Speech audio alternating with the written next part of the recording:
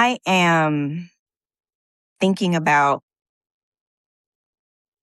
my journey to kind of like the space policy world. And to your point, I talk to a lot of young folks, and one of the things that they're very worried about, because it's the way that society has conditioned us all, that by certain ages, you need to be done with certain rituals, rites of passage, right?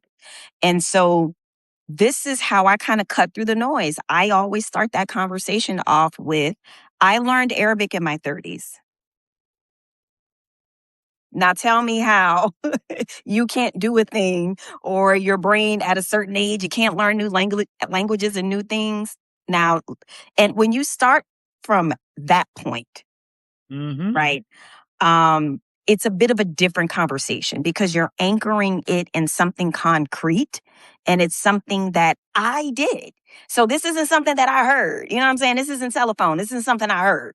Like, so when I hear young people, when they put up barriers because society has told them after certain ages you can't do a thing. Like when I was an actress, there was this ethos or this idea that if you weren't popping by the time you were 25, you should hang it up. Mm. Like for real, for real.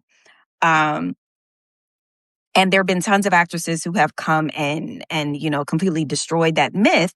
But society sets up these invisible and fake and false barriers.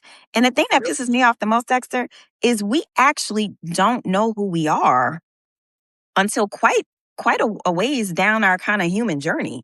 At my big age, I am literally only now really being comfortable with me and figuring out who I am. That's a long journey, right? So I say that to say to some young folks who might be listening, or you come across this, do not self-select out. Do not do that Mhm. to yourself because of age, because maybe this is your second or third career, or maybe you already had a family, or maybe, whatever things you were stressed and worried about.